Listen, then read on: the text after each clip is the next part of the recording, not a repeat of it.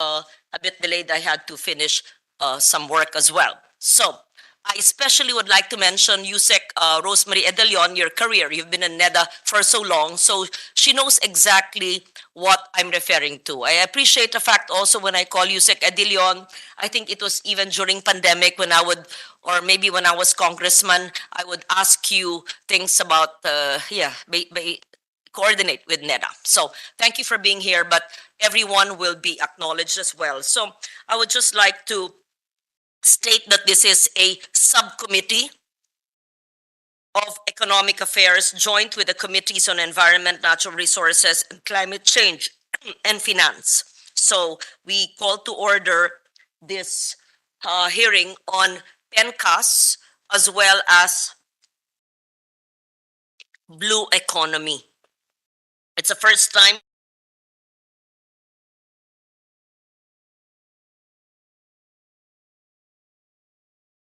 hearings, but in this Congress, am I accurate in saying that? It's the first time in this Congress, and even in previous Congresses, it has never been heard. So that's interesting. It's been practiced by NGOs, it's been taught, but never been heard because it's the first time I think it's being legislated. So today's hearing, as I mentioned, is a continuation of the discussion of the Philippine Ecosystem and Natural Capital Accounting System, or PENCAS, and the Blue Economy Act. Yesterday, we had a pre-LEDAC meeting with the Senate President and Migsubiri and the Finance Chair, Senator Angara, and the Speaker of the House, Martin Romualdez, and Majority Leader Manix Delipe. And we ensured that PENCAS and Blue Economy the LEDAC priorities. So that's important.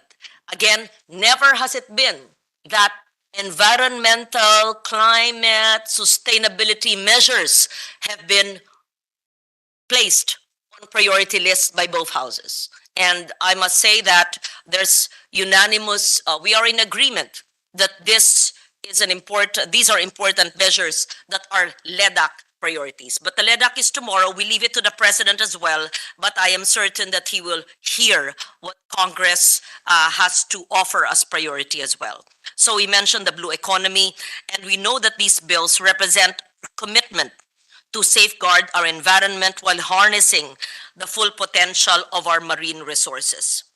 The fragile state of our ecosystems demands decisive action as the impacts of climate change, habitat loss, and pollution threaten the very foundation of our nation's well-being. The PENCAS Act introduces an innovative approach that allows us to account for the value of our natural resources and ecosystems by integrating their worth into our national accounts. I guess the training still has to be done.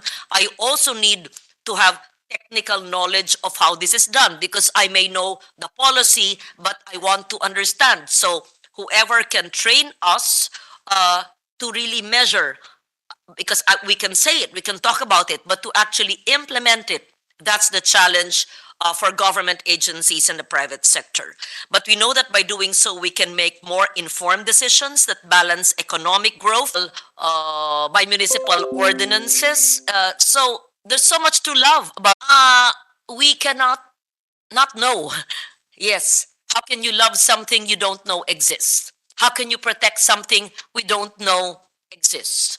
And we also utilize it because we have 110 million Filipinos to feed and clothe and provide livelihoods to. But we do it sustainably because these resources are finite unless they are renewable resources. Then what we need to do is to utilize them, but use them sustainably so that the resources are renewed for the next generation. Actually, what I'm saying is I'm simplifying the measures. At simpleng-simple, hindi ito dapat pala isapan. It's a no-brainer. So, in everything we do, as government leaders, appointed or elected, lahat ng ginagawa natin ay ito ba ay makakabuti, makakahusay, o ito pa'y makakamatay ng ating kapaligiran at kalikasan na yung susunod ay wala nang mapapakinabangan. So, the Blue Economy Bill It seeks to bolster our efforts in achieving a vibrant and sustainable blue economy.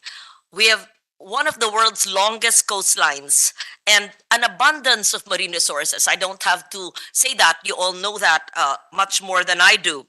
The Philippines has the great potential to become a leader in blue economy development. Now that much attention is on our country, we've opened up so much as we have to the world in rekindling bilateral, multilateral relationships, bringing in investments, both domestic and foreign. We must make sure that the blue economy is part of it, but sustainably utilized. And we must protect it. So this potential can only be realized if we adopt a holistic approach that addresses the needs of our coastal communities. We cannot ask investors to come in, even domestic investors, and our fisher folks will remain poor. Hindi pwede. Kailangan alagaan ang nagbibigay ng pagkain sa hapagkainan. Siya man ay magsasaka o mangingisda. Ibig sabihin, papangalagaan natin ang kanyang mga lugar kung saan ang kanyang catch ay nanggagaling. Hindi pwedeng wawasakin para sa isang magandang ani, tapos bahala na. So we must promote sustainable practices. Now, what are these? So lahat ng inyong opening statements, wag tayo that very general. Lahat ng sustainable practices, ipagkumpul-kumpul natin so we can share it and learn as well from grassroots, from community-managed, community-based people's organizations, from indigenous knowledge systems. So we must protect our marine biodiversity. In today's hearing, we have the privilege of hearing from experts. That's why you're here.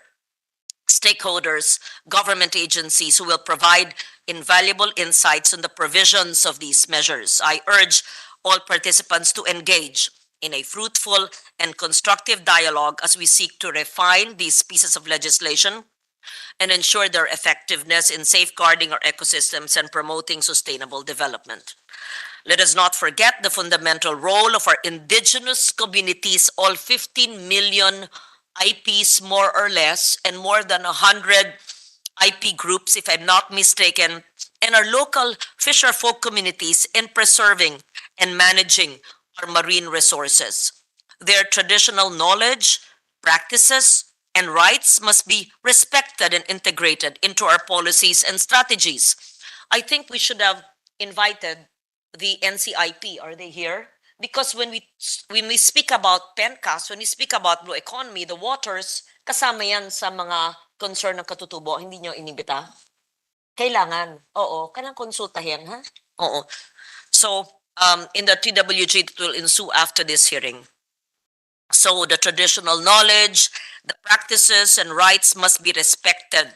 The value of remaining natural areas remains high because of their investment in stewardship. And we also have to account for the contribution in our national accounts in order to compensate accordingly. We must consider the interest of other stakeholders. What are these? Tourism stakeholders, research institutions, science, private enterprises, and we must find the common ground to build a sustainable and resilient blue economy that leaves no community behind. So we protect, we conserve, but there must be business. There must be sustainable enterprises. There must be grassroots protection and livelihoods. Hindi pwedeng may investor, pero mahirap pa rin ang Pilipino. Hindi pwede yon. So now is a time for us to unite and act in the interests of our people and our planet.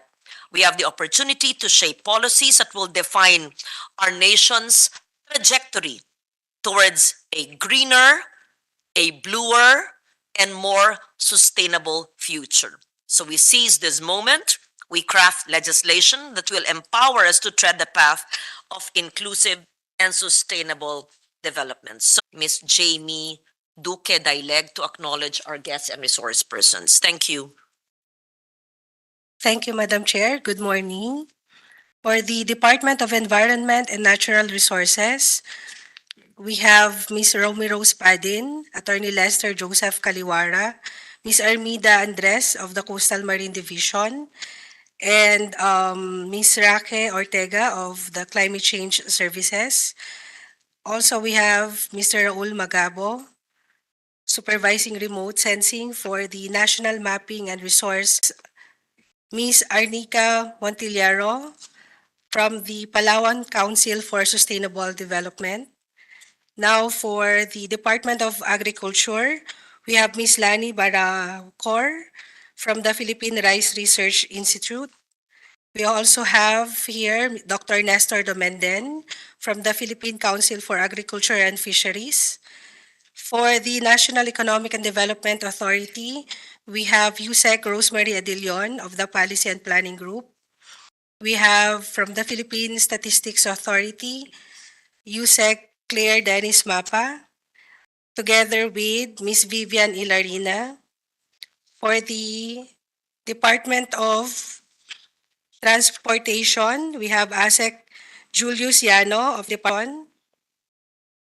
For the Department of Health, we have Engineer Joselito Riego de Dios. For the Department of Budget and Management, we have Attorney Tricia Embaraan. For the Department of Education, Mr. Danilo G. Soriano Jr. For the Professional Regulation Commission, we have Dr. Wesley Rosario from the Professional Regulatory Board of Fisheries. For the Office of the Executive Secretary, we have Ms. Ria Robles. For the Department of National Defense, we have ASEC Eric D.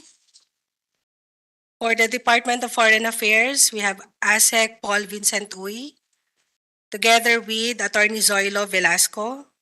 For the Department of Justice, we have Attorney Polito De Jesus. For the Department of Trade and Industry, we have USEC Blesila Lantayona.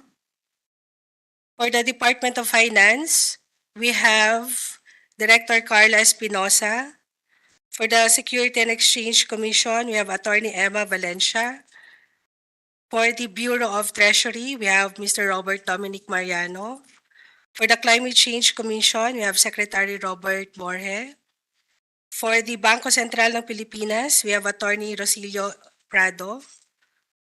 For the Philippine Reclamation Authority, we have Attorney Joseph Jan Literal. And for the Philippine Fisheries Development Authority, we have Mr. Eric Sims.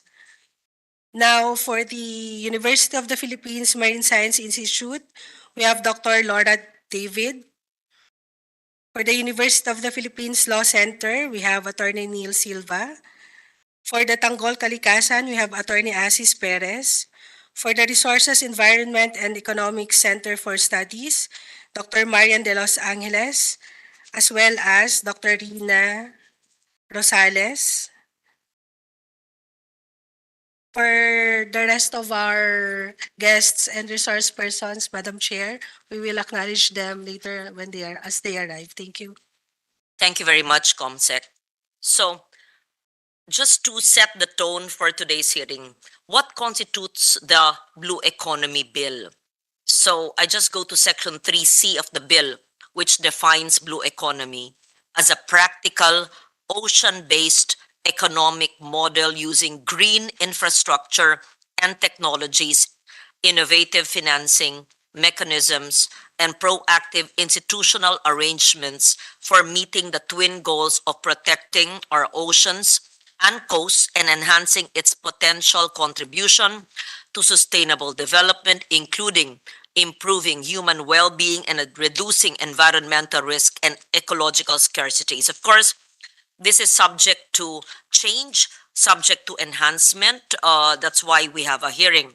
And before I proceed to your comments on the blue economy measure, since Yusek Edilion was not present here and the NEDA was not able to present its PENCAS position, if you have your PENCAS, oh, Yusek Bless, yeah. I like to see, the old faces that I'm familiar with.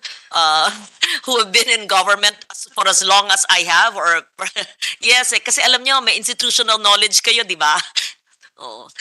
So, uh, not too long, because I squeezed out of NEDA last time to give us the PENCAS position, and they submitted, I believe. But I will allow, of course, USEC. Everybody understands anyway that PENCAS and Blue Economy are like twin measures, but they're separate bills.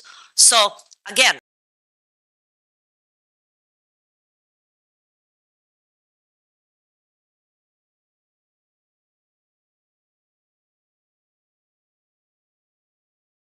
no bill is perfect, far from perfect.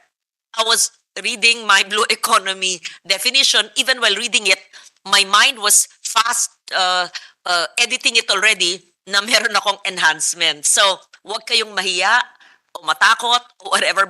Don't be reluctant in correcting us,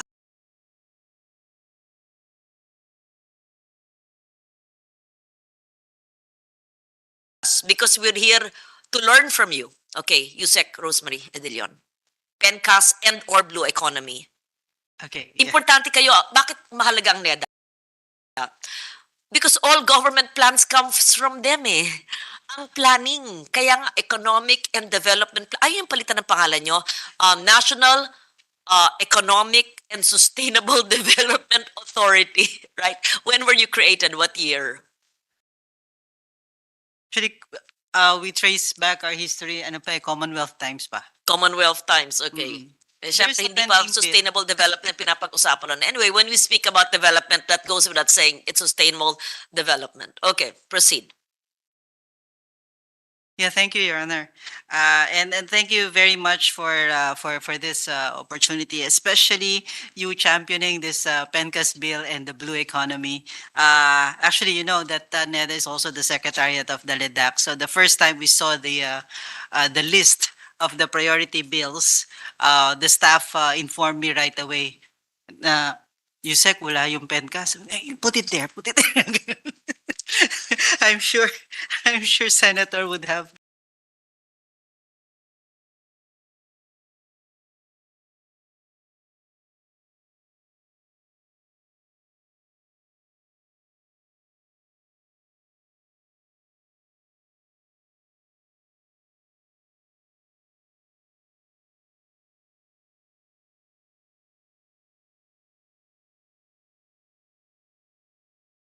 Senator Lauren would have, something to propose on So, nasa this letak na regard. ngayon.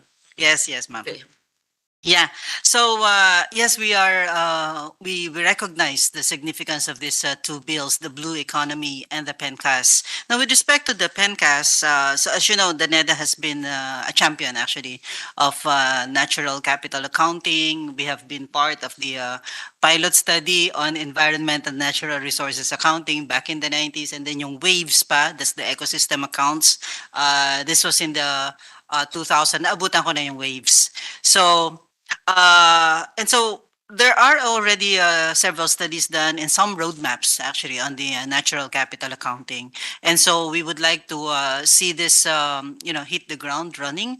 And therefore, our comments really are to do with supporting or enhancing existing initiatives. So, for instance, in the institutional arrangements, we note that the PSA already has this IAC on environment and natural resources statistics. So again, this is something that can be enhanced. Yes, the IAC NRS, ENRS. I didn't know that.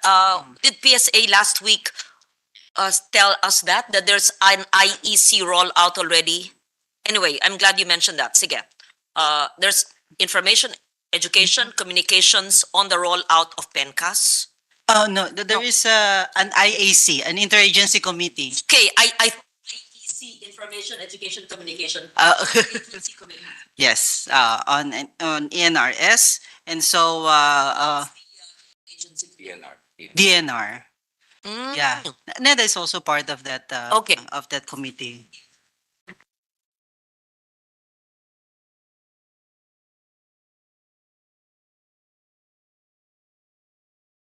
Okay. Yeah, and Steering of the IAC.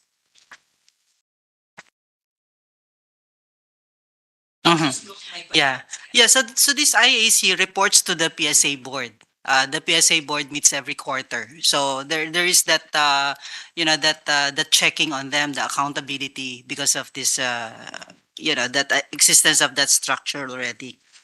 Um, and then there are already offices or units within the PSA and the DNR that has to do with that have to do with natural capital accounting.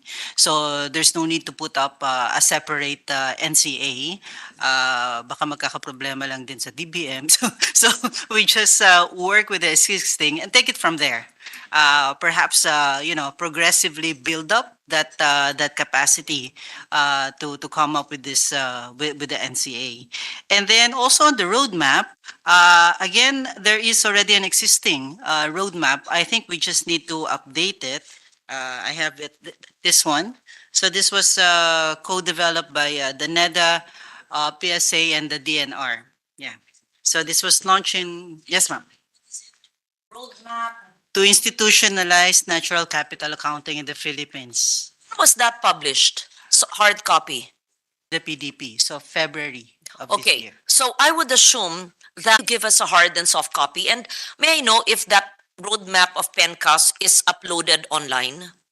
Yes, ma'am. It is. Yes, yes. In the NEDA website? Yes, Your Honor. Okay, very good. So, because we are online, right? We are on Facebook Live, it's important sa lahat ng mga mag-aaral na gustong maintindihan po ang aming pinag-uusapan dahil hindi naman madali at ito'y technical, bata man o matanda, kawani man ng gobyerno o sa pribadong sektor, pumunta sa website or Facebook ng NEDA. Website. Okay, at nandyan yan, gusto kong basahin din yan. Okay. In fact, this is part of a bigger action plan, yung Philippine Action Plan for Sustainable Consumption and Production. One of the strategies there is really to value yung natural And that capital. this roadmap is part of a bigger action plan, and that action plan roadmap was also launched already. Yes, yes. Is there a hard copy and soft copy of that bigger action plan? Give us both, yes. please. Sure. Okay. We will. And perhaps would you need to update it? We see. I'll give you my comments when I read it. Yes. Okay. Sige. Thank you. Yes, we will need to update it. Mhm. Yeah, on the blue economy, as you mentioned, yes, Philippines is an archipelago, and we do have a lot of resources. There's a lot of potential actually, but it rests on the blue economy, and therefore, and we know how fragile that ecosystem is. Yes. Before you proceed, sorry, I don't want to interrupt, but I might lose my thought. All of those who are present here, whether private sector, Oh my God, government. yes, heavens. Those who are online, can I request the COMSEC to advise them to mute their phones with respect, as a form of respect?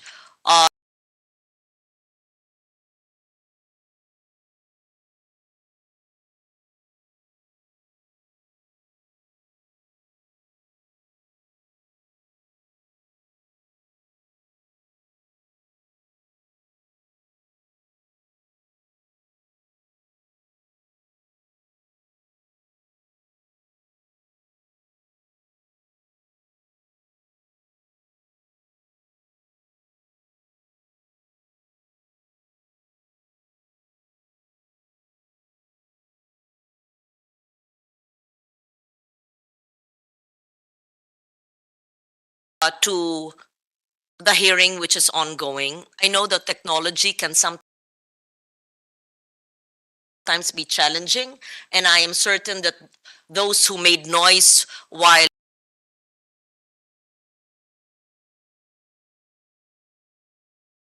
Yusek Edilion was giving a presentation and I interrupted because I had my thoughts, I wanted my thoughts heard. I'm sure they did not mean to be disrespectful.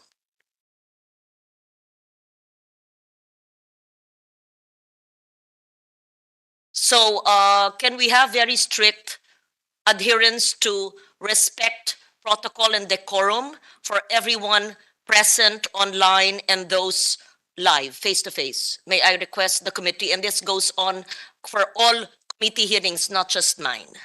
Thank you.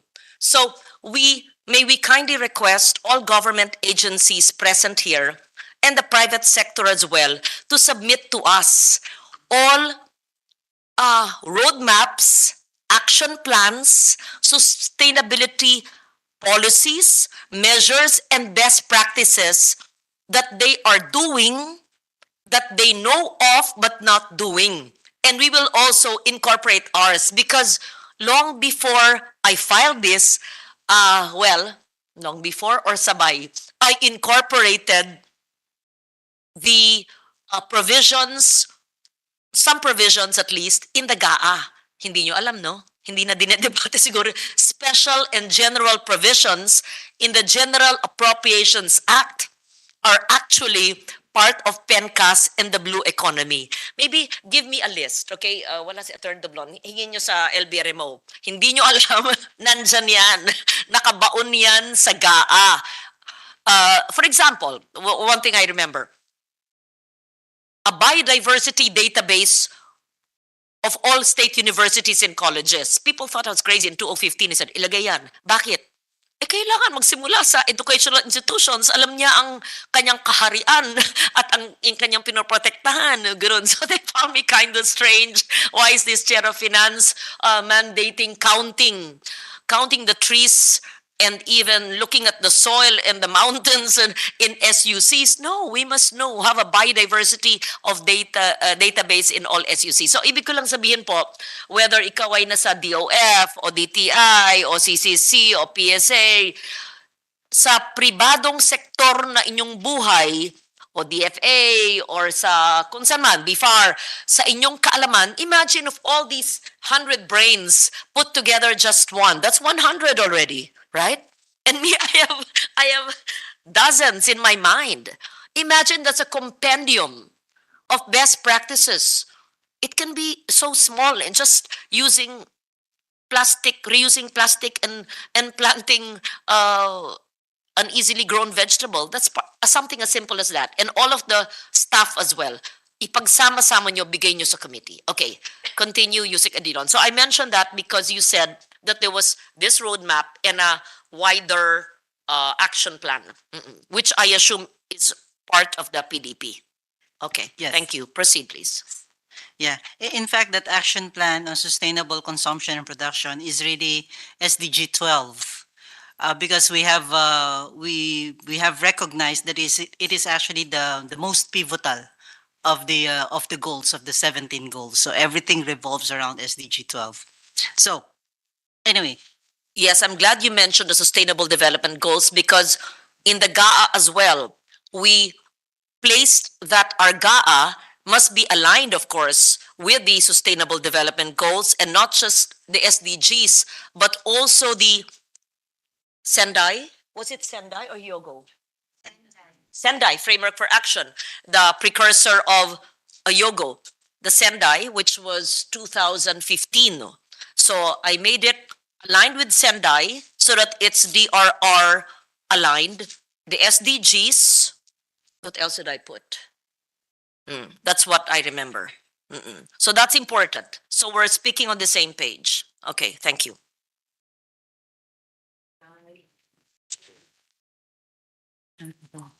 Rio plus. Yeah. Yeah. So with respect to the blue economy, Your Honor. Yeah, our recommendations have to do with one, again, improving the existing institutional mechanism and streamlining current functions of the. You mentioned that reactivation of the National Coast Watch Council to be renamed the National Maritime Council, but perhaps we should add to the agencies, especially the Philippine Space Agency, and also the DICT. Yeah, in order to yeah. Yeah. We also would like to mention that as far as we know, there are only 15 personnel in the NCWC. So The NCWC, National the National Coast Watch Council. You said that I said it must be remained. I'm not certain. I said that. National Maritime Council in the bill. In the blue In my economy. blue okay. Yes. So you moved from PENCAS to blue economy. I thought you were still giving your PENCAS. Okay. Yes, okay. On the blue So economy. you're saying that yes, the rename and the number, that's very important. Kailangan may suporta, hindi lang 15, no? In fact, if I may also pattern it after the National Innovation Council, where in the law itself, they created the secretariat. The National Innovation Council Secretariat, actually it's lodged within the NEDA. In this case, there can, yes, yes, ma'am. So in the National Maritime Council, so pwedeng in the law itself, ilagay na rin yung secretariat, and they will be the one to provide the technical support. We're thinking also to include yung R&D to steer development, research, and sustainable resource explorations, maritime zones. So maraming pwede ng they really need a full-time secretariat support. I would just like to hear from you, not now, but what's best. Councils, commissions, minsan ang dami-dami, bureaucratic heavy tayo eh. O tawagin na lang task force or secretariat, whichever. I would like to know, which is the most efficient na hindi nagiging sagabal so that it's not another roadblock. Kasi councils, ang dami, mahilig tayo sa councils. Kami yun, legislation. Tapos, council, meeting na meeting. I don't like meeting fatigues. I like action because we're in the ICU. Yes, it's a climate crisis. So, council and council. I know I put it there in the bill. That's why I need all your comments. Kung abolish, pwede rin. O ano, replace it with what? Yes. I don't mind you, katayin niyo tong aking paano ko lang batas. I hate to use that word, but I speak in Filipino just to deliver my point. Criticize it, improve on it. Let's see how it comes out. Because this was also my refile. I've been filing this in how many congresses? I need to update it as well. Okay, proceed. Yeah. Yeah, we think that a council would still be the appropriate or organization, but it would really yeah, be very beneficial if it already includes a secretariat. It's already in the bill. It's already in the The law. council is the secretariat in itself, or the No. council secretariat? There will be a secretariat, yeah, a dedicated secretariat. Kasi it's the secretariat that will, provide that support. Kasi yung council, medyo high level po ito, Madam Senator. Eh. So, and with the many other things that the secretaries are doing, hindi masyadong matatauhan. So, there should be a secretariat that will really push the agenda. Yeah. So, like I said, we're taking off from the NIC, and of course, the NEDA board, where there is the NEDA secretariat. Yeah. And then, yeah, with respect to the composition, again, include the ICT and the PhilSA. And then I think there should also be a statement here on the was this alignment of the maritime spatial plan with the comprehensive development plans. So the comprehensive development plans is actually mentioned in the local government code. So there has to be that again that policy statement that they have to be aligned. And then with respect to the perhaps the R&D that needs to be always included in the secretariat function is the conduct of carrying capacity assessments, and that this need to be updated every time, especially if there is a new construction, a new investment that has come in, then there has to be an update of this carrying capacity assessment. Of course, we note that there are technological solutions to adding to that carrying capacity, but nonetheless, we can probably come up with with a setback of I don't know how many meters, but that still begs the question of what do we do with those in the upland. So, but I think if we can include in the policy statement. We don't, not just because it's blue economy, dagat lang o ilog lang. Hindi, kasama, sasakop tayo, may provision, and I would like help in that it would include regulating, uh, and there are other laws that regulate upland. RA 9003, which I wrote in my first term when I was 38 years old, Ecological Solid Waste Management Law, institutionalizing the segregation of waste at source, recycling, and composting. If we all just follow that, we can have up to 80% waste diversion, and only 20% of our solid waste goes to environmentally engineered sanitary landfills, then the problem of patag plains or upland going to the sea will not be a problem, or at least minimized. Kaya nga, this is not, hindi to isang batas in isolation. Marami na tayong batas na naisa batas, pero uulitin pa natin sa provision, taking into consideration the following laws and reiterating it. Oo, yeah. Yes. And yeah, a policy statement as well on the comprehensive development plan should include, should consider this blue economy. And just for the information also of the senator in this committee, that this blue economy and water is one of the priority areas in the National Innovation Agenda. So so that is the objective really is to support economic growth, generate sustainable livelihoods and jobs while preserving aquatic ecosystems. So You say it's a priority in the National Innovation Agenda. That is part of your roadmap of the PDP, or the National Innovation Agenda is an output of the NIC. yes, It is an output. it's an output of the I'm NIC. so happy. May Yeah. isa yung batas ko. It was So, it was just approved last Friday by the president. okay, very good. So I'm happy to note that a measure, thank you to Senator Sherwin Gatchalian, who sponsored very ably the measure.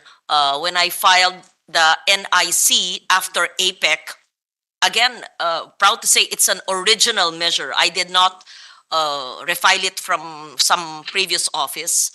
It was an output of APEC, and then I and my team, including consultants, brilliant consultants, drafted that original bill, which is the National Innovation Act. And I had a very competent colleague, Senator Sherwin, who shepherded it and enacted it into the law. So thank you so much. And I'm glad that you mentioned. So share with us as well the National Innovation Agenda. So, ang dami yung homework, all of you. So the best practices on sustainability, right? Whatever you're doing in your offices or in your homes, and then the National Innovation Agenda and the roadmap, which is in the PENCAS, but the bigger roadmap action plan, which Yusek Adilion mentioned. Okay, please proceed. Yeah, actually, the other comments, we have already submitted this to the COMSEC. So I think those are just the things that I would like to emphasize. Yeah, thank you. Thank you for that. And you see, in a very short time, we're able to discuss two important measures. But of course, all your inputs of NEDA as an institution will be submitted to us, no, for fine print. But we can see that the bills align, both PENCAS and Blue Economy, and they must not exist in isolation. It should be done and implemented eventually in accordance with the other laws that have been enacted, at least 10 major environmental laws in the past 20 years. Okay, so may we hear from, thank you very much, DTI, Bless, did you want to speak? Was DTI represented last time? Yes, DTI, how will, what is the position of DTI on Blue Economy? Do you have a prepared opening statement, or we'll just carry what was done before? What was done 2 weeks ago? You have given assignments to DTI, ma'am, to be answered, and we are prepared to give our answer today. Or are we going to just submit it? You can go through it and then submit it, please. Okay. What was this? Can you remind me which of the many assignments, and then go through it? the salient points. So, Thank you. Ma'am, these are the questions or information that's requested by your office. Number one is the connection of the bills on blue economy and the PENCAS to the MSME law, to the auto bill, and the trade and industry in general. That's very important. Yeah. Okay. So- Before you proceed, ang gusto natin pakita dito, ang kahalagahan ng natural resource accounting at ang blue economy, perhaps dalawang batas na maaring hindi kaagad maintindihan, pero may direct, yes. Yes, ma'am. So maybe that, the connection of the bills with an existing law, again, MSME, may 207 law, ito ba'y makakabuti sa micro-enterprises? Makakasama? It will enhance? What's the connection? Thank you. Yes, ma'am. Of course, the blue economy and the PENCAS can actually complement the MSME law and the auto bill, which is now about to become a law, and the trade and industry efforts in our country by promoting sustainable economic activities, valuing the natural resources, and supporting informed decision-making for the benefit of the communities and the environment. The blue economy approach can benefit the MSMEs actually in the fisheries, the aquaculture, tourism, and maritime sector by providing opportunities for sustainable economic activities. It can support the development and growth of the MSMEs engaged in marine-related industries such as seafood processing, the boat building, ecotourism, and sustainable fishing practices. PENCAS can help assess the economic value of marine resources. I'm glad you mentioned about seaweeds. Dahil ang daming nabubuhay sa seaweeds na kailangan lang nila ng suportang maliit mula sa pamahalaan, lokal man o sa national. Let's say sa amin, sa Kaluya, sa Antique, and some LGUs in Palawan as well. But of course, this will only thrive if the waters are clean and clear, Yes, right? ma'am. And some support from the DTI. So again, we see the connection. Kabuhayan, the livelihood of our fisher folks who rely on seaweed farming. Yun lang ang magdadala ng pagkain at trabaho sa kanila. Pero kung ang plastic na galing sa lupa, sa highland, mainland, kapatagan ay itatapon sa coastlines na makakawasak, dumi at sira sa karagatan, ano na ang iuuwing kabuhayan ng seaweed farmer? Di ba? Ganun eh. Correct. So, apektado ang hindi MSME, very micro enterprise ng rural fisher folk or ng seaweed farmer, ang mga turista, domestic man o dayuhan sa coastlines or sa ating pang-araw-araw na buhay. So, I'm just trying to relate in very simple terms the connection between an MSME that needs help because we, perhaps after this, you may not be able to have the information now. I'd like to know the seaweed farming population in what municipalities and localities and in what provinces, and what help the DTI and or BIFAR and other agencies of government are doing for our seaweed farmers. And perhaps more technically and science-based, ano ba ang mga hamon sa seaweed farmers maliban sa kulang ng kapital at tools at equipment because they have the know-how. Ano yung nangyari sa Kaluya? Yung sakit po ka seaweed farming. You find out, yung sakit sa karagatan, thorns. Something crown of thorns. Yung crown of thorns? Crown of thorns, who would be able, before you'd be able to tell me. I just remembered it. The crown of thorns was a challenge to the seaweed farmers of Kaluya, Antique. I'm sure it's the same in other parts of the country. Please proceed, Yusek Okay. Bless. Thank you, ma'am. The OTA program, on the other hand, aims to promote the local entrepreneurship and empower communities by showcasing unique products from different towns and provinces in the Philippines. The blue economy principles can be incorporated into the OTA program by encouraging the production and marketing of products derived from sustainable marine resources. For example, coastal communities can focus on producing value-added seafood products, marine-based handicrafts, or ecotourism services that highlight the natural beauty of their marine ecosystem. The blue economy and PENCAS can contribute to the trade and industry sector by promoting sustainable practices and enhancing competitiveness of Philippine products in the global market. Can you repeat that portion on enhancing Philippine products? Okay, State it, please. okay. The blue economy can be incorporated into the OTA program Yeah. by encouraging the production and marketing of products derived from sustainable marine resources. So, for example, ma'am, the communities can focus on producing value-added seafood products, marine-based handicrafts, and ecotourism services that highlight the natural beauty of their marine resources. Without extracting. Hindi tayo magbebenta ng corals. Di Yes, ba? ma'am. Maliwanag to, ha? Yes. I wanted to, hindi tayo mag-harvest ng corals, hindi tayo magbebenta ng corals, bawal magtibag or baka lang, maganda yung batas ni Lauren. Pwede na pala. Mag-shopping tayo sa ilalim ng karagatan at wawasakit at ibebenta ang coral. Pwede raw ibenta, sabi ng DTI. Hindi ganun, ha? O, yun. I'm just Yeah. trying to be clear about it. Okay. I think Very there clear. is a separate law that governs that, ma'am. Yes, Yeah. alam naman natin. Kaya lang alam mo, hindi naman lahat sumusunod ng batas at hindi lahat nakakaintindi ng ating batas. Oo, sige. Yeah. Okay. So, the next question, ma'am, assignment that you have asked us is assignment, yes, ma'am.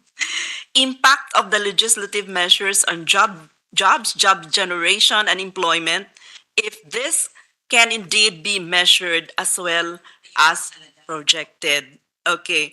The blue economy approach and PENCAS can provide actually a framework to analyze the economic contribution and employment potential of marine-related activities. By utilizing these tools and integrating them with data collection efforts and economic models, it becomes possible to estimate and project job generation and employment impacts associated with the blue economy. So, we support this because it really can do it. And Kaya natin maggawa ng projection. Let's say, presently, what are the jobs generated? How much does it contribute to our GDP? Of course, you have that in DTI, right? We have that. Those benefiting from the marine environment, from the blue economy. And then, if this is passed, what are the protection, conservation measures, and incentives, and how many more jobs will it create? Or what is its contribution to GDP? Just to prove that we are not stopping. We are not, hindi to magiging hadlang sa ani o sa, sa fisheries. Pero by protecting it, dadami ang catch. Maybe before could do yeah, that. maybe Oo. Park could Yes. answer that, ma'am. But But for you can example, give us what's the, ano ang ambag ng marine economy livelihoods, blue economy livelihood, ayon sa datos ng DTI sa ating GDP.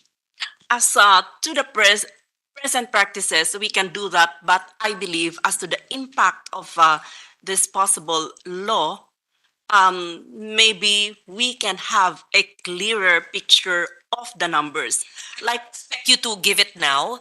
Maybe just the present day value or the present day data, not now in this hearing, just submission assignment. Yeah, on marine environment livelihoods at present, and government's contribution in terms of capital, skills, training, capacity building, tools, equipment, and challenges, and then looking forward, maybe NEDA and other government planners can see in the next 5, 10 years what is the impact for enhanced protection and the jobs it will create. We can map that. Yeah, I think we can do that, ma'am. So now that you've mentioned that, I'd like to go to your next, the next request that you asked us, like submission of the roadmaps that can possibly be enhanced or updated to be consistent with the blue and green economy. So I remember in DTI, we have this industry cluster enhancement program, and we prepare together with the private sector, the academe, and the other government agencies through our national industry cluster coordinators. We prepare this roadmap specifically on coffee, cacao, rubber, oil palm, and bamboo. Now, that we How long are- ago was that roadmap? Can you share it with this us? one is updated already, ma'am. I think this is already third of a series of updating that we have. And the approach to industry cluster development is actually the value chain approach. And we can see from the upstream to the downstream, we can see the players and the contributions of each. Now, we realize that mostly it is on, there are problems in processing, but we can also see that there is a lot of problem in terms of the production. But there is no such thing as measuring how much our land can give us, particularly. But we see the problems on low productivity of this land. So we can see that the fruits that we have, the coffee, is really lowering in terms of productivity instead of going up generally. So how much or what level do we really have, and what caused the acidity of the soil? I mean, if we look at this, You're mentioning the soil because that was another study. I was asking my staff the other day to do a measure to draft a bill if it's needed, but it's really the Bureau of Soils and DA that's in charge on enhancing our topsoil, our soil. Yeah, a healthy soil is a healthy country. I'm glad you mentioned that. So that's another issue altogether, but that's part of it. Because pag may soil erosion, pupunta yan sa karagatan at sa ilog yeah. Because we feel that in the Department of Trade and Industry, especially so that we are assisting the micro, small, and medium enterprise development. These are inputs to their production. So if we don't have enough, then probably they resort to importation, which is actually something that is detrimental to our economy generally, because we said that our lands are rich. We have so much natural resources, that why are we resorting to sourcing this from sources other than the local? So we feel that in the processing side, ma'am, and in these industries that I have mentioned to you, where we have a roadmap, probably this can be prioritized also in terms of really accounting as to Copy of that roadmap and the areas that are good for cacao, for bamboo, although we have an idea already. Also, let's say, tuna. Ang daming tuna, let's say sa amin, I'll talk about Antique, North Antique, a small municipality of Libertad, right? Even Pandan, my hometown. So North Antique, daming tuna. So, pag humuhuli ang mga mangingisda, wala naman bibiling marami. Noon ay sayang lang, sira. Pero ang kailangan nila, blast freezer. Diba? Cold storage. Kaya nga yung shared services facilities na naging batas na ba o malapit na maging batas. Oo. So mahalaga yan, pero importante din sa implementation. Natuturuan yung mga tao paano paandarin tong freezer na to, paano makikinabang ang mga fisher folks, at saka yung dating ginagawa ng BIFAR, anong tawag doon? Community fish landing, maganda in concept, kaya lang pipilitin ng gobyerno sa isang lugar na hindi naman doon ang puntahan ng mga mangingisda. So, importante, may pag-uusap sa lokal na komunidad. Ang ginagawa ng BIFAR noon, maganda nga in concept. Ilalagay kung saan gusto ng mayor, hindi naman doon ang puntahan ng mangingisda. O kaya may problema sa lupa. So, ang iba na community fish landing, naging parking lot. Dapat yan puntahan ng mangingisda. Tapos nakita ko, sa isang pinuntahan ko noon, isang malayong lugar, na yung cold storage o yung blast freezer, linigay sa municipal hall. Tinago nung LGU. Binisita ko ng January 1 on a New Year's Day, nabisto ko sila. Bakit nandyan? Dapat yan nasa CFL para sa mangingisda. Kasi may dahilan bakit wala sa CFL. So my point is, alam natin yung solusyon, pero ang hamon talaga sa implementasyon. Oo. Kaya nga yung value added, yung ating, ang daming nabubulok alam naman natin yan mula sa kamatis hanggang sa mga isda, ang yaman. Kaya lang, yung turuan natin sila ng bottling, di ba? How to preserve it in a sustainable way. Anyway, proceed. Thank you. Yeah. Maybe that's what we are going to highlight, ma'am, and we'll just submit the other information and data that you have requested from us. In fact, I think it's already being emailed to your office, the industry roadmaps that I have just mentioned. Thank you very much, Yusek Bless Lantayona, for that. This is what I mean when we speak to agencies and they come prepared, right? And they know what they're talking about. That's how it should be for everyone. So, may we hear from the DFA on maritime conventions and the DOTR for maritime security? Do we have someone from DFA? And we have Ms. Rina Rosales of the Resources Environment Economic Center for Studies, the REECS. Who can come first? Sino po ang who's from DFA?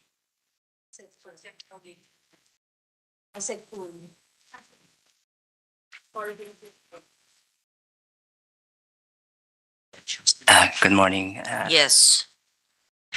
Who will speak in behalf of a DFA? But although you had a chance to speak last time, but this is for Blue Economy. Are there pending conventions and treaties that we need to concur in the Senate?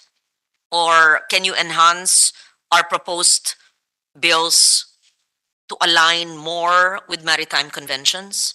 Attorney Zoilo Velasco. Yes, ma'am, there's a new agreement that was recently signed.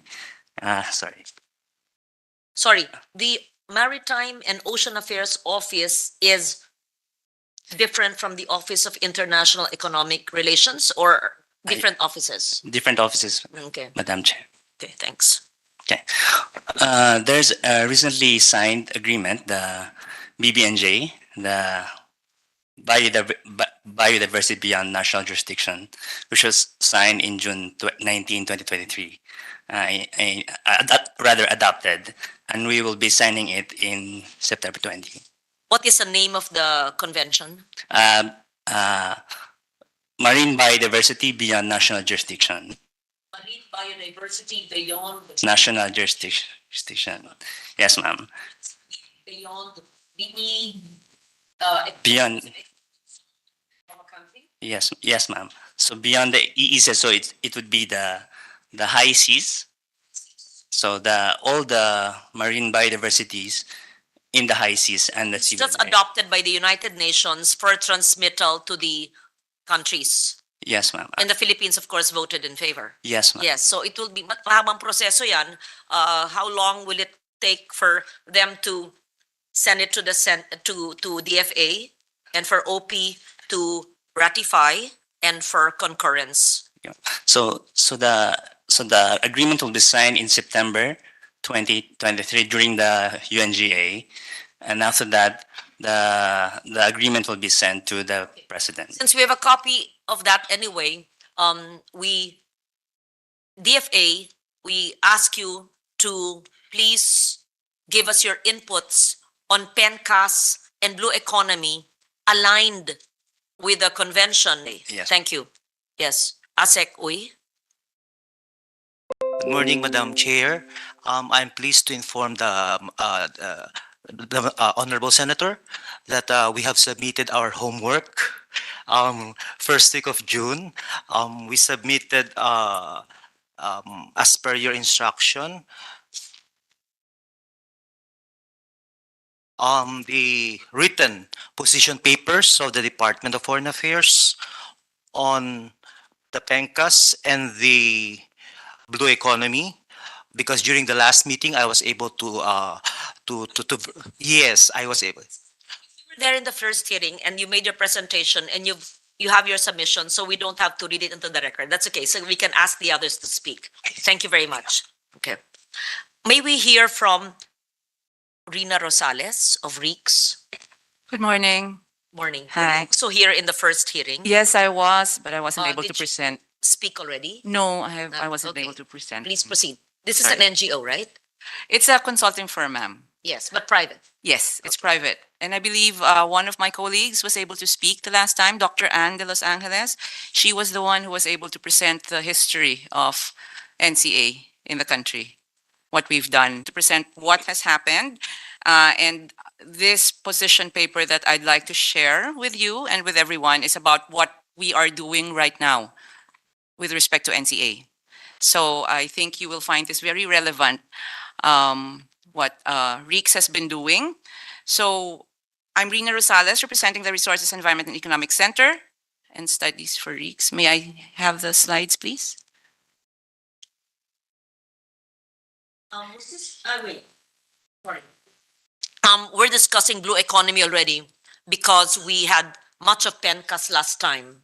And if this position paper is on PENCAS, could I request you please to submit it to us if it's not yet been submitted, so that I would like to hear your comments on the Blue Economy. We have submitted that now. No need to recite it today. Thank you. Thank you. So I need comments on the Blue Economy since we had discussions on PENCAS last time. BIFAR, fisheries. Can we hear from BIFAR, please?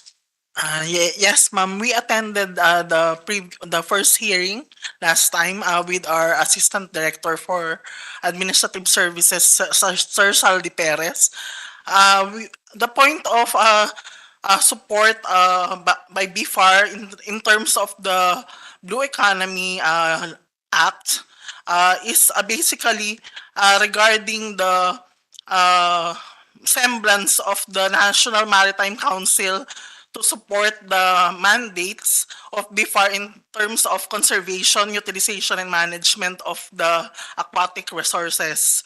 The emphasis would focus on, we suggest that we integrate the current regime on fisheries management areas as a sort of ecosystems approach to managing our fisheries, as well as emphasis on providing a balance of human well-being and governance in terms of the support to the ocean and water resources.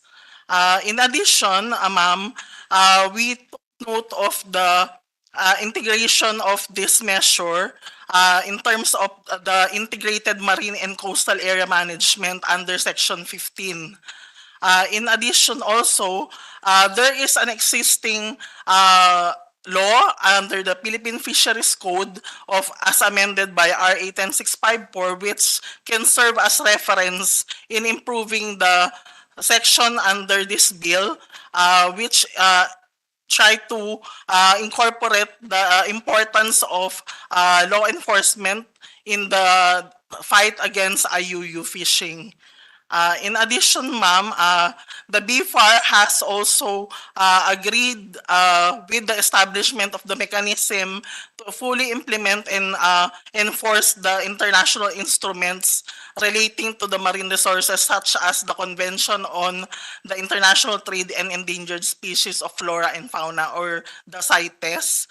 This instrument can be threshed out to avoid overlapping of the international treaty to this law. And lastly, we would like to emphasize that RA 9147, or the Wildlife Resources Conservation and Protection Act, can be integrated as a reference also to apply in the protection of the aquatic wildlife, which is main source of problem in terms of uh, rehabilitating the rare and threatened and endangered species as determined by some of the policies of the government in ensuring that implementation on the close season be adopted also. That's all, ma'am.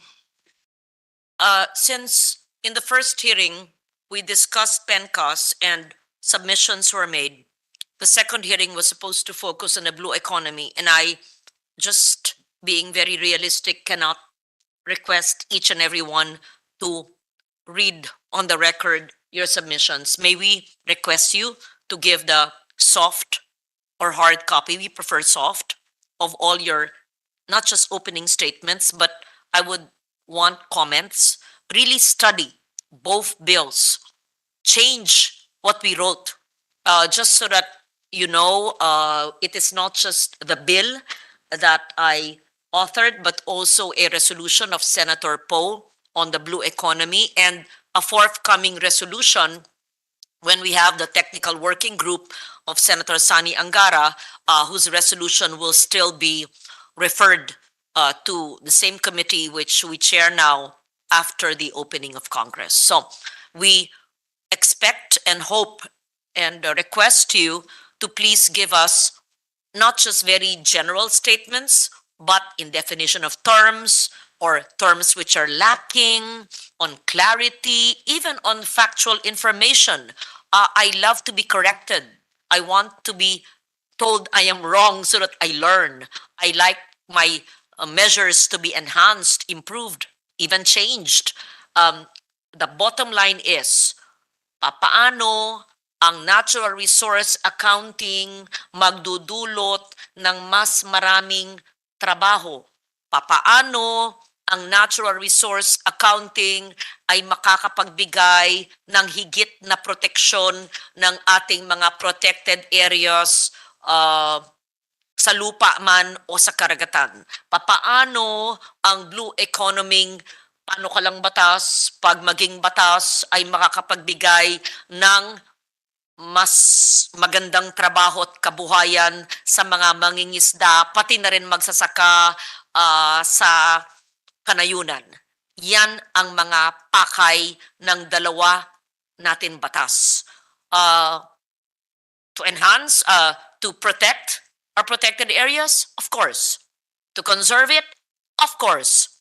Pero importante, how will it bring about, ano ang magiging ambag niya sa GDP? At hindi lang statistika, kundi na rin how many jobs will it create, how many happy, healthy lives will it affect. That's what I want to see. So, DOLE should, NCIP should be there. Who did I say earlier? DOLE, the ICT, of course. Let's utilize technology. Let's utilize technology. Gawa tayo ng mga apps. Not tayo, ibig sabihin mag-develop ng apps. Let's say, tuwan-tuwa ako sa Starlink ni Elon Musk. It has landed in the Philippines a few months ago sa aming kabundukan sa antike na zero internet. Ngayon, mataas, 200 or more megabytes per second more ba the population where there's Starlink. At syempre sa karagatan na malayo na wala naman internet, magagamit yan. So para naman akong endorser, no, hindi ako may-ari ng Starlink at hindi ako salesman, ha. Natutuwa lang ako na merong satellite technology. So yun ang ibig sabihin ko, isama natin ang DICT at kung meron pang ibang teknolohiyang ibang tatak, sige banggitin nyo, yun lang kasi ang alam ko ngayon. Okay? So don't get me wrong, I'm not a salesman of Starlink, tuwan-tuwa lang ako na nakarating ng Pilipinas yung Starlink ni Elon Musk. Tapos, so importante yung impact sa kabuhayan. Yan ang mahalaga. Okay? So, the comments, I hope, will not just be we concur, sang-ayon kami, critique, paano nyo mapapaganda, mapapahusay with the end result of providing more livelihoods. And not just more livelihoods, sustainable livelihoods, regenerative livelihoods, regenerative agriculture, regenerative marine ecosystems that we can enjoy in the present time and that we can bequeath to the next generation. Kasi pag sustainable, yeah, we sustain it. When we regenerate it, we leave it in a better state. That's my understanding. At least we regenerated. Paano? Diba? So, NEDA, PSA, DFA, DFA, you will have to give us, of course, we can just Google the convention, but I want per provision, per bill, how does it align with the convention of taking care of the high seas? Philippine Council for Agriculture, the same thing. Before, let's say DepEd, you develop a provision if it's not yet there, kung paano yan isama sa curriculum mula sa simula. CHED even should include that in higher education as well.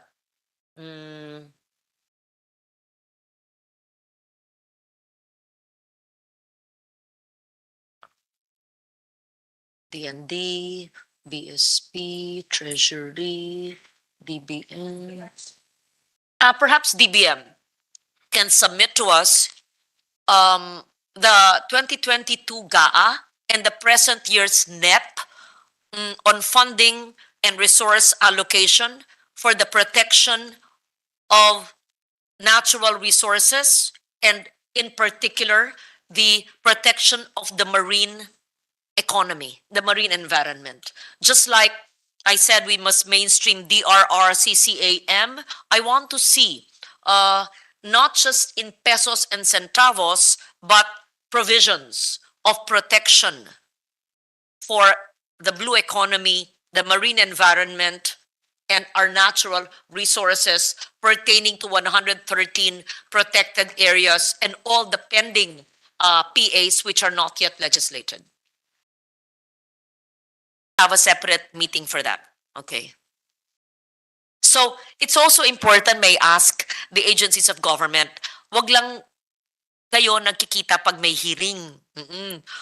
Converge, di ba? Share information, and especially with us, because know that I'm interested in each and every so share. Pag nagbiyahe kayo, may mga seminar, workshop, share information, soft copies. When you have learnings, share it with us. Because I cannot travel as often as you do, domestically or internationally, but because of our work. But you're able to, and that's good. We don't stop that, but share. Let it not remain in your libraries, in your archives, or among yourselves. And always coordinate with each other. Okay, so I'm lecturing again. I'm sorry. Sige, we will not adjourn. We will, how do you say it? Transfer? No, anong salita dyan? No, but we ililipat yung, ang tawag dyan? Suspend to create a DWH. We have to create the we suspend, yes. So we will suspend. I can still chair the TWG, right? Yes, ma'am. Yes, I can come in and out. Yes, yes, yes. We will create a technical working group, Blue Economy and technical working group for PENCAS. So I just wanted to set the stage for PENCAS and Blue Economy. And then we create TWG, Blue, TWG, PENCAS, hiwalay, pero marami rin sa mga nandun, pasensya na, kasi my legis or my consultants or I will chair Table G, will let you know. And the schedules as well. It can be hybrid as well. Wala nagsalita from those online. Is there anyone who wants to speak? But last time we gave them a chance. Baka nahiya kasi kanina may maingay. Ha? Ano? PRC. Meron pong, dito po, PRC po. Yes. You can speak, sir.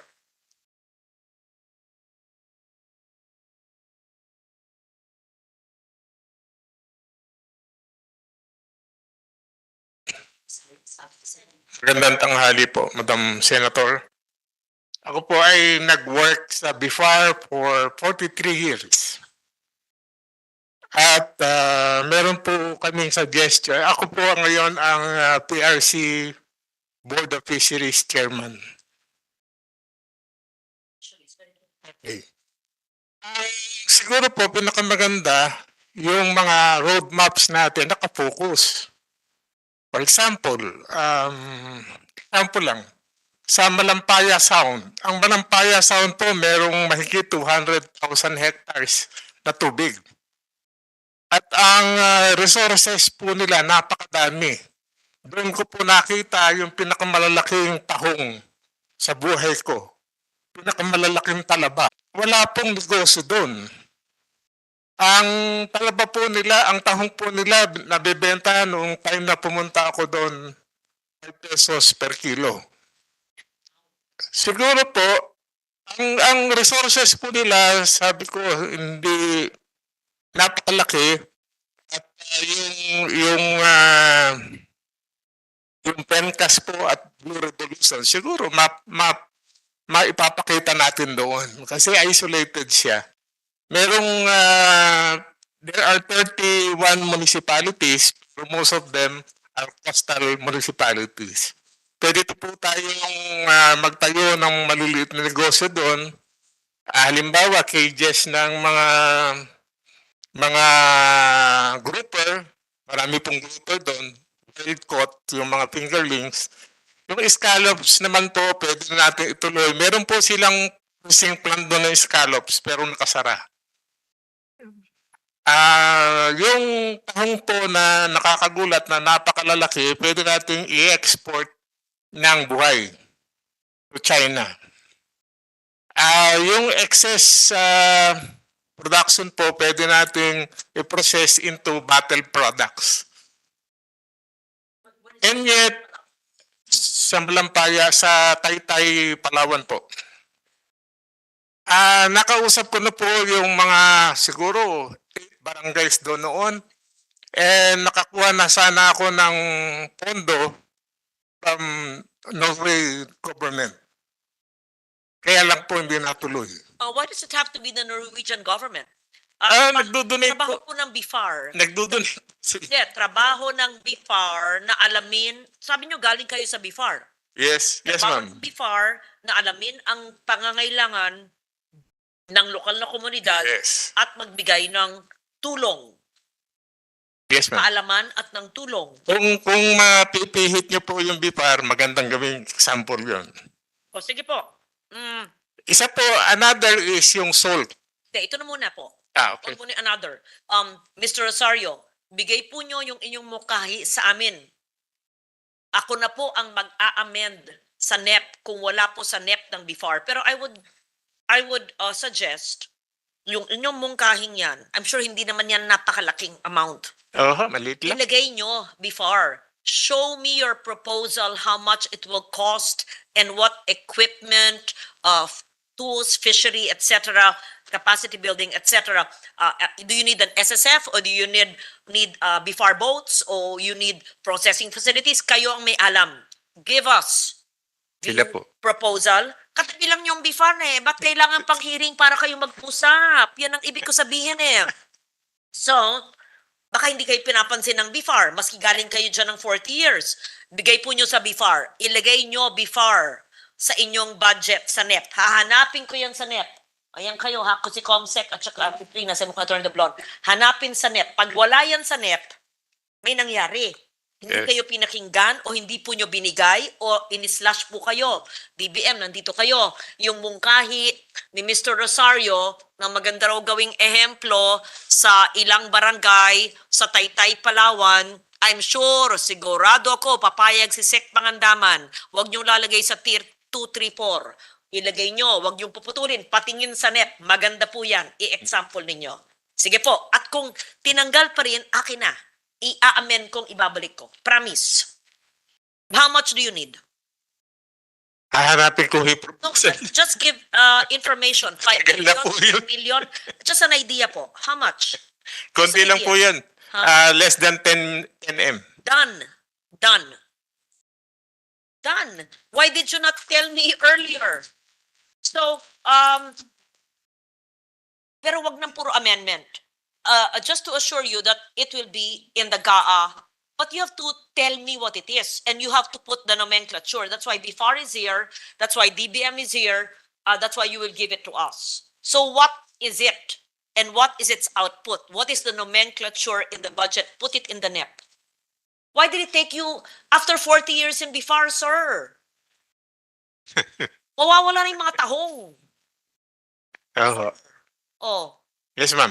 Kaya nga, may chance, natutuwa ako, may chance ako nasabihin ulit. ay nako, inintay pa niyo ako. Sige po, ano po yung pangalawa? Yung si Cucumber po, hindi natin alam, noong 1970s, Ako po ha. yung si Cucumber, number 2 po na exporter ng si Cucumber ang Philippines. At pupunta tayo doon. Pupunta tayo. Kaya number 2 exporter po ang Philippines sa si Cucumber. Hindi natin alam. Saan po ang, teka, All over the Philippines po eto, available sandali ito. po. Yung scallop sa tahong sa Taytay. Para may sample po tayo sa Okay. Taytay. Ilang barangay? Wala. Taytay, Sabi niyo, 8? hindi po. More than, almost 20 barangays yan. 20 Na coastal. Coastal. Taytay. Opo. Okay. So, Northern Palawan to, diba? El Nido, 2 oras by land sa Taytay, mga 2 oras pa papuntang San Vicente, papuntang Puerto Princesa. Na-present ko na po ito sa Sanggunian eh. And then, barangay meetings. Ay, nako. Siyempre, sasabihin nila wala silang pera. Walang pera yung... Hindi kayo nagpunta sa DTI, sa SSF, ang kantang gawin yan. O kaya sa BIFAR. Anong taon po nyo present ito? Nakalimutan ko na po. Ay, nako. Binigay ko yung proposal sa Secretary of Agriculture. Pero Sino pong sekretary nun? Pinyol, I think. Tagal-tagal na yan. Sige. O sige po, hindi pa huli. At bigay po nyo yung inyong proposal na binigay pa nung DA nung dating panahon. Bigay po nyo ngayon din sa BIFAR. Bigay po nyo sa DBM. Bigay din nyo kay USEC sa Operations Group DTI. Titingnan po natin, hindi lang sa BIFAR, kundi pwede rin DTI magbigay po Convergence Project. At kung hindi pa rin kayo pansinin, ako na pong bahala. Okay po. Okay. Another LCU. species na nakakatulong maglinis ng karagatan natin ay yung sea cucumber. So, ang kainaman nitong scallops, mussels, oysters, wala tayong pinakakain. Hindi siya nag-contribute sa pollution. Actually, kasama siya sa solusyon ng pollution. Another is yung sea cucumber. Number 2 po ang Philippines na exporter ng sea cucumber noong 1970s at 80s. Ngayon po na nasa number 12, number 14 na lang tayo. Ano nangyari? Hindi ko dito. Yung technology po ng breeding ng sea cucumber, meron na tayo. Nagawa namin sa Dagupan. Is it because of marine pollution kaya nawala ang mga sea cucumber pa? Hindi po. Over-extraction, dahil mahal ho siya, Mangroves. Ang sea cucumber na sa mangrove? hindi po, nasa sa sand, sa beaches. So yung problema po natin sa Boracay, supposedly ang solusyon lang ay magpawala tayo ng sea cucumber juveniles para may kakain ng mga marine algae. Hindi, Scientific. biological way of controlling yung pollution doon sa mga marine environment natin. Halimbawa, yung 100 Islands, gusto natin mapaganda yung water quality doon, then magpawala tayo ng sea cucumber. But at the same time, kailangan i-educate natin yung mga It's a tao. natural anti-polluting measure. Yes, at mahal po siya. Huh? Mahal, napakamahal. One of the most expensive na So, marine products export natin to is sea Philippine. cucumber. Kinakain, right? Opo. Ibang, Kinakain po natin. may ibang... Ini-export natin. So, it's a... pag ipakawala, ibig nyo sabihin, para linisin, Maglilinis po siya. paglilinis Kaya po ang tawag sa English ay sandfish. Oo, sunfish. Pero, kinakain din siya. Kinakain po natin. Okay. Ine-export po natin at sabi ko nga, about 4,000 pesos per kilo yung dry weight. Wow. So, saan po ang pinakamagandang gawin? O sa lahat po ng may mangrove areas? Lahat po ng coastal areas po pwede. Yung mga marine protected areas po pwede. Meron kaming project ngayon with isang environmental group. Baka po maglagay kami ng first commercial hatchery ng sea cucumber sa Mindoro. Sa Mindoro Oriental po. Wala pa po kaming saktong area na paggagawan. Hindi natin gawin sa mga bayan na apektado ng oil spill. Pwede ba siya Hindi po, ma'am. mabuhay? Matay po. So hindi na pwede. Hindi po pwede. Yung mga yung mga tourism areas. Ay, Pwede so, para hindi siya pwedeng makatulong sa paglinis sa oil spill. Hindi po, hindi po. Wala pong fish na po pwede o walang marine organisms na po pwede. So, dapat po sa mga local, municipal, Yes. protected areas. Pwede rin po itong gamitin ng mga fisherman, mga bantay dagat, para sa sea ranching. Pawawalan ng government, for example, yung juveniles, and then magbabantay yung mga tao, after 7 months, mag-harvest yung mga tao. So, in a way, mapoprotection na natin yung population ng sea cucumber because maglalagay tayo ng tamang size kung po pwede na nilang hulihin. Kasi ang sexual maturity po niya ay 250 grams ang size. Meron po kami hatchery na itinayo, first commercial hatchery nasa Dagupan. At meron din po sa ibang lugar. Medyo iha-highlight lang po sa programa ng BIFAR, for example. Or baka naman po ginagawa. We have a center in Dagupan specializing on marine high-value species. So, pwede pong i-breed doon kung kailangang magkaroon ng centralized hatchery doon sa National Fisheries Development Center po. Meron po. Ano po kasi ang naging priority ng BIFAR yung top 5 commodities pero we are not discounting other high value species. I leave it to the PRC and BIFAR where you want us to support. And again, put it in the NEP and give us the proposal. If it is not carried, allow me to help you. I'll try to make it my own amendment. So, sea cucumber as a natural cleanup measure, right? For polluted coastal areas, especially in local marine protected areas where there are mangroves, correct? Then it can be a livelihood for our fisher folks because it's expensive in the export market. And the first was scallop, tahong, etc. Right? Okay, yung dalawang yun. Yun na muna. Meron pa pangatlo. Ano, pangatlo po? Sasamantalahin ko na ho. Ako po yung nagtayo ng hatchery doon sa Dagupan. Pero retired na ako, so PRC na po ako ngayon. So, kayo pa ho ang nagtayo. Maganda ba ho ang tayo? Maganda ho yung tayo. Punta ho kayo doon. At isa sa Taytay, Palawan. Okay. Another po yung salt. Nagising po tayo na 93% ng asin ng Pilipinas imported na. Pero nung 15 years ago, nagsimula po akong gumawa ng salt using food grade or food contact plastics. Ngayon po, 93% nagising tayo, imported na yung salt. Ay, napakadali pong gumawa ng salt.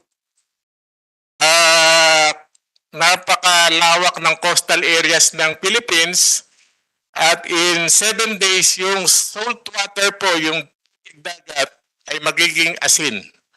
7 days lang. Kung ituturo natin. So, ang kailangan ng permit from DNR kasi plastic lang yung ilalagay doon sa dagat. Yung mga fishermen na kulang yung kinikita, pwede silang magkaroon ng additional livelihood during dry season. Yung issue po related sa iodine, yung pong natural salt ay mayaman sa iodine. Hindi po totoong walang iodine yung natural salt. Meron na ba ako ng assignment sa inyo po na salt mapping database? Humingi ako ng database ng lahat ng local communities, LGUs up to the barangay level and the name of the PO, CSO, NGO, or maski solo ng nag-aasin sa buong Pilipinas. Humingi na ako ng salt mapping eh. Mamaka po dun sa hearing dun sa DSIP na bagong law na pinropose po this Yes. year. Actually, before for the last 3 years has funds for salt. It was just limited to around 130 million po. And even for next Can you year, give us the list? Who were the beneficiaries of this 130 million? the first project was during the pandemic. Yeah, but not now. Just give us the list of the salt funding beneficiary. Yes, And ma'am. ano nangyari after binigay nyo? So nabuhay ba yung industriya ng asin sa lugar na yon? Kaya sa Antique kami, binubuhay ko, hindi ako humihingi sa inyo, binubuhay ko yung mga asinan doon. Kasi advokasya ko asin matagal na eh. At Albuquerque, Bohol, nakapending pala yung aking amendment doon. Dole? Dole Kabuhayan ba din? Shere. Anong ahensya ng gobyerno? Naglagay tayo sa Albuquerque. Kabuhayan, merong programa ang Dole. Kaya isama nyo si Dole dito. Si Asek Warren Biclat. Sa next. Dole Kabuhayan na nagbibigay tulong sa isang NGO sa Albuquerque. Yung tinubok. Tibuok. Ano? Tibuok. Asin tibuok.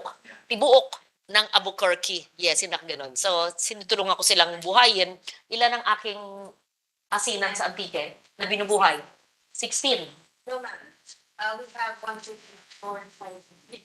5. Limang asinan Yes, ma'am. sa iba-ibang barangay, iba-ibang LGU. Lahat pa, ha? Kasi we're 18 municipalities, coastal is 15, and at least we've identified how many? 5 only? 5 so far. 5 so far that we gave help, pero nung nabagyo, naapektuhan na naman, so buhay na naman, ganun lang eh, tulong ng tulong. So, 5 po. Sana bisitahin nyo yung aming asinan na binubuhay ko po sa Antique. Mr. Rosario, mukhang eksperto po kayo sa mga ganito, magandang puntahan po nyo, imbitahin ko kayo. Pangalawa, at si BFAR, pumunta kayo doon. Pero never nyo kami tinulungan, ha? Oo, kami lang ang tumutulong sa sarili namin. Oo, oo. Kasi gusto ko makita sino mga beneficiaryo nyo, ang laki-laking pera ng 130 million sa nakaraang taon. Hindi ko alam na meron kayong SALT funding. Pero that's good, that's good. So, kindly give us the list of your, and then hihingi kami tulong sa inyo. Diba? Hindi pwedeng akong tumutulong doon. Tulungan nyo. Bisitahin yung dalawa, ha? Si Miss Lani at si Mr. Wesley. I-connect mo kala Roda para makita yung asinan. Pero yung tibuok, maganda rin yung sa Albuquerque. Sige. Okay, tama na po rin 3.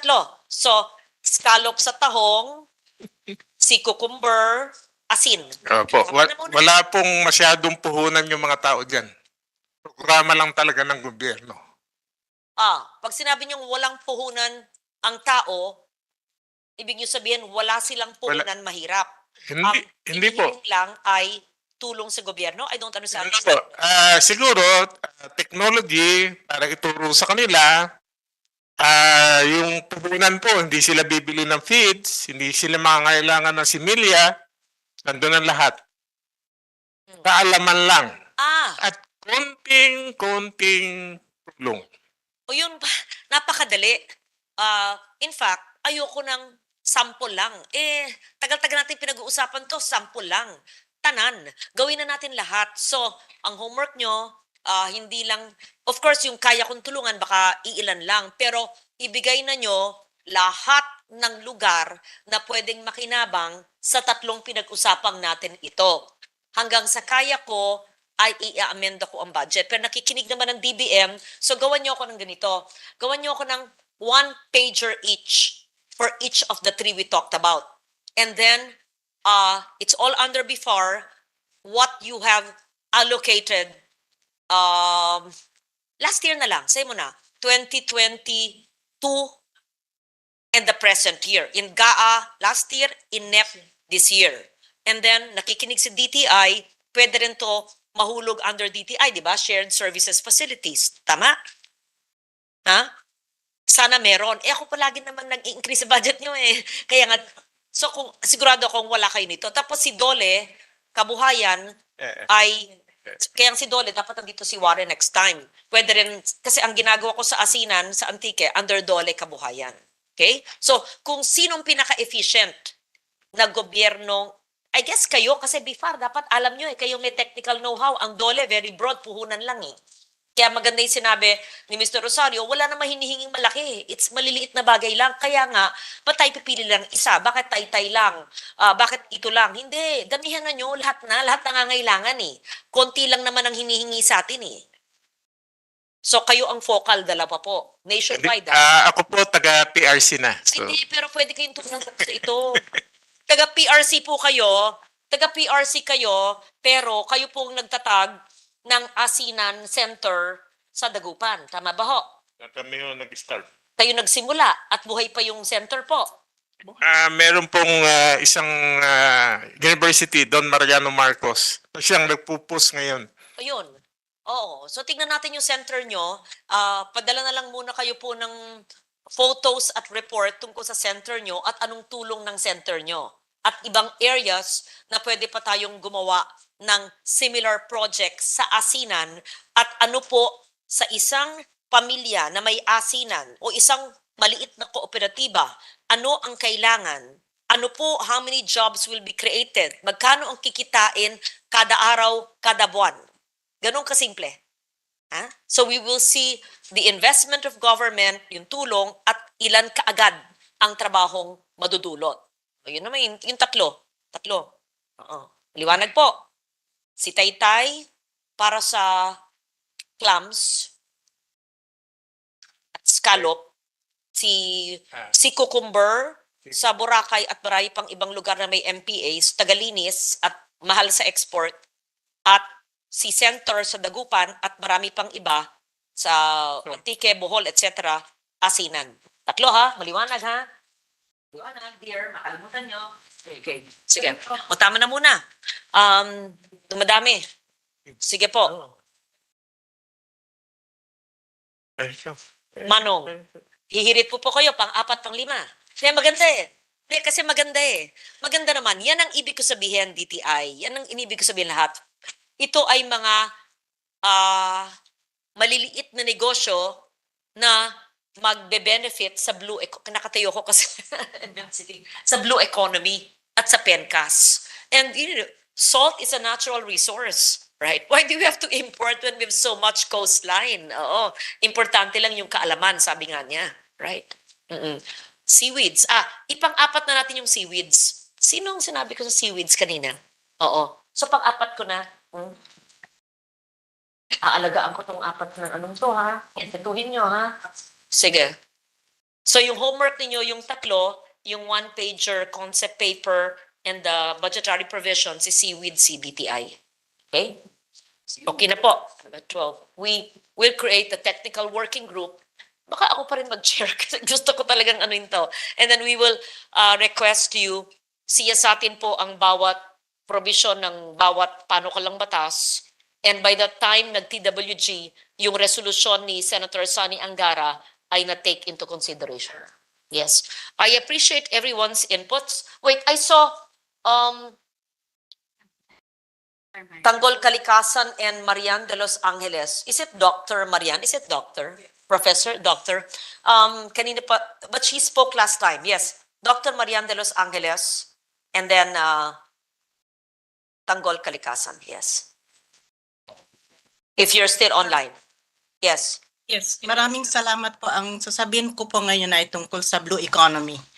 Very good. Last time it was on PENCAS, and I'm going to link blue economy with PENCAS. I only have 2 slides, so this will take only 5 minutes. Thank you, Madam Senator. I will share my slides.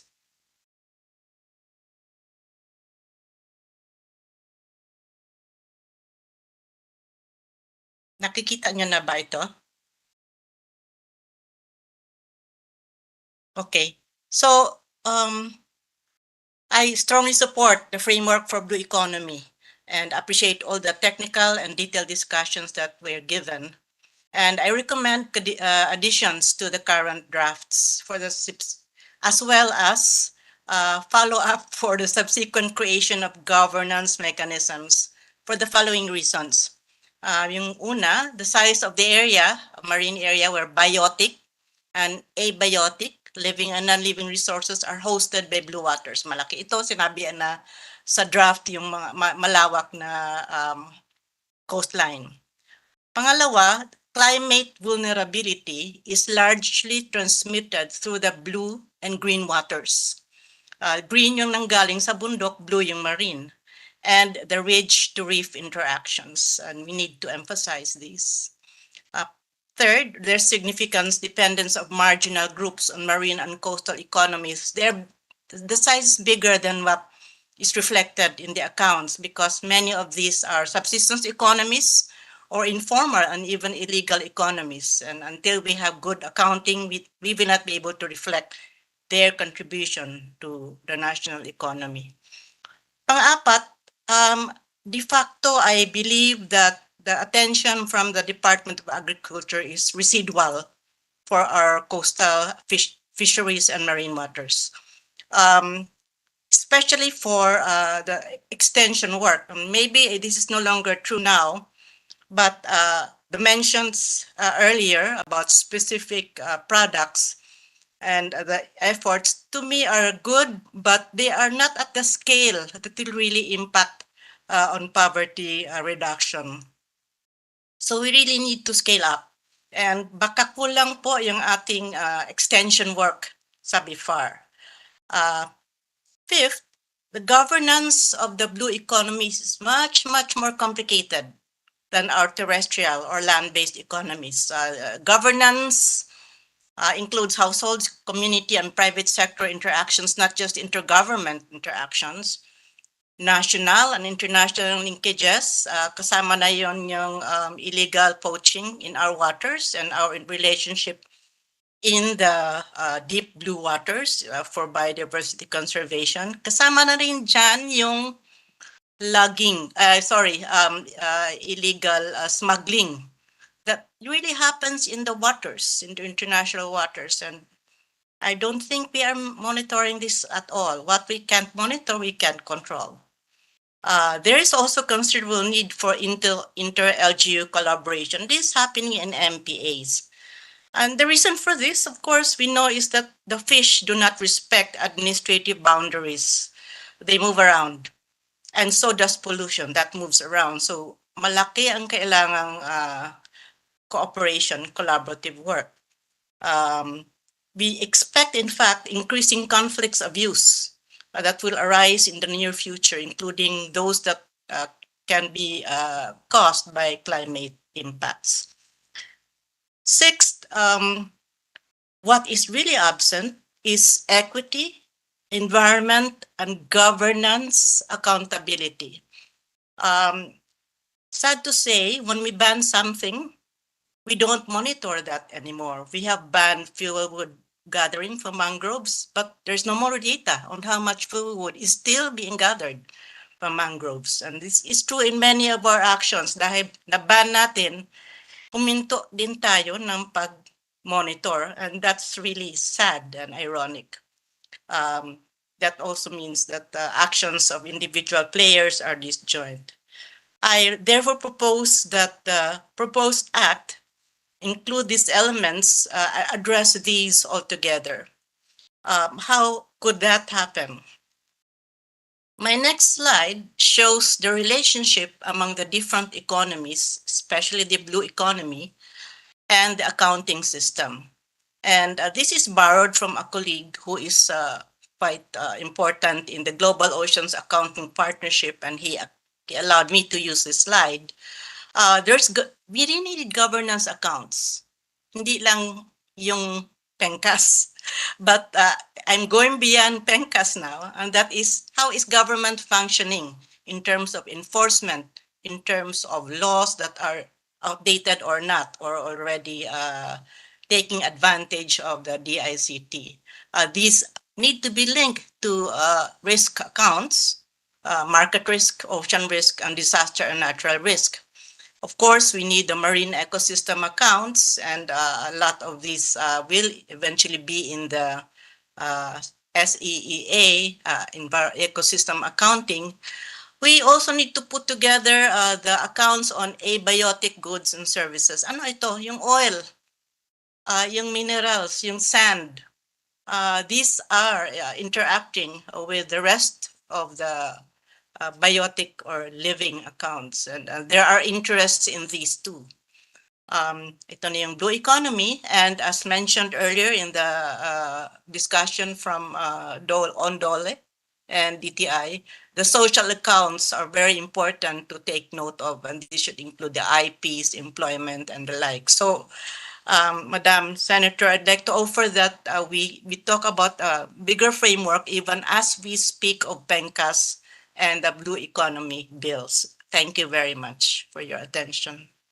Thank you very much, Dr. De Los Angeles. You are able to put in just 2 slides many things that are in the measures, and we appreciate your inputs the first time and now as well. And we invite you as well to join in our technical working group, and we would request you to improve our measures because these have been refiled in the past years and are far from perfect, and you know it best. Tulungan po nyo kaming pagandahin. Pero yung kaya din pong ma-implement ng gobyerno. Pero magandang, it's good to be ambitious with regards to protection. And what's important is that it is also understood and it can be operationalized on the ground. I take note of what you said, that the examples mentioned by PRC or Baby FAR may not poverty alleviation. Obviously, these are just examples, but if it can be done nationwide, ba't hindi buhayin ng asin? O, yung isang example nila na asin center sa Dagupan ng Mariano Marcos State University o lahat ng SUC na pwedeng i-mentor ng Mariano Marcos, bakit hindi maging extension program, di ba po? Tapos ibang mga SUC na may extension program, mga SUC na merong mga coastal areas, pwede siguro magkaroon ng sea cucumber kung meron silang mangrove areas, gawin. Hindi lamang sa Boracay, kundi sa maraming ibang lugar. And I can see if there's a successful template of one barangay in one LGU, whether it's sea cucumber or seaweed farming or pagbuhay ng asin, I'm sure that it can help other jurisdictions as well. So thank you very much, ma'am, for that. We appreciate each and everyone's presence and inputs. Thank you. I have to go because I have a 12 noon. I know that Tanggol Kalikasan is here. Who is this? Is this Asis? Oh, you were BIFAR. Anong ginawa mo, Asis, nung panahon mo? Ito, yung asin, si cucumber, at si... ano ang ginawa nyo noon? Alam ko, namigay tayo ng fishing boats. Okay, you have a few minutes. I have to go. Yeah, thank you very much, Madam Senator, for the opportunity. And first, let me express my appreciation to this effort putting together these two very important. Bakit hindi nyo nagawa yung sinasabi ni Mr. Rosario nung panahon ni Sec Pinyol? Di ba panahon mo yun? Hindi ako Hindi po. naninisi. Hindi ba? O Hindi sige, po panahon sige, yun. alam kong limitado lang ang panahon din nyo at limitado din ang resources. Kaya nga, yung mga hindi mo nagawa nung panahon mo, nandito pa rin ako, sa awa ng Diyos, sa tulong ng taong bayan, ay kaya siguro nating tulungan pa. Yan. Okay? Yes, Madam Senator, thank you Yeah. for the opportunity. In fact, I agree with Dr. Del Rosario in so many ways, and there's this opportunity awaiting for us that does not require a lot of resources. And he gave very good examples of what these commodities are, and I will not elaborate on that. So basically, there are two opportunities here. One is capture fisheries, and the other one is the aquaculture side. And when we talk about aquaculture, you're basically talking about two kinds of aquaculture commodities. One is the non-feeding ones, yun po yung sinasabi ni Dr. Wesley na hindi pinapakain. And the other ones are the ones that you feed, where you put in a lot of investments. The government does not produce. It is the private sector that produce. So kailangan maging malinaw po yun. Production is never a function of government. Government is always supposed to provide the policy that will promote production. Ngayon, sa amin pong karanasan sa private sector, I'm now with the private sector, what we need is the policy environment that is conducive for growth, and we need, of course, market access. Dalawa lang po yun. And I think the emphasis in the blue economy will help a lot. Kasi I've seen some provisions in the proposed bill which is supposed to provide areas or identify areas similar to EPSA for aquaculture commodities. Mahalaga po 'yon kasi sa ngayon po ang aquaculture production sa Pilipinas, lalong-lalo na kung ginagawa mo ito sa loob ng municipal water, ang permitting system po dito yearly lang. So you cannot expect a serious investment to be placed in an area where tenure is not secured. And so I think one measure that is in the bill is the identification of and promotion of EPSA-like facilities for aquaculture. I that have, will ensure tenure for our serious investors. Yes, okay.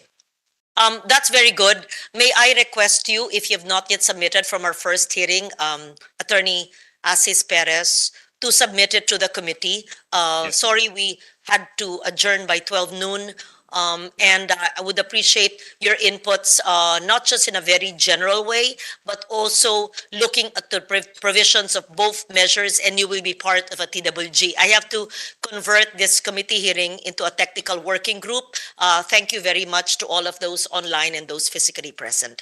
We Thank you, ma'am. suspend Thank you. today's Thank you. hearing, and we will let you know when the TWG is. Maraming salamat po. Isang lunti ang Pilipinas. Thank you, ma'am. Thank you.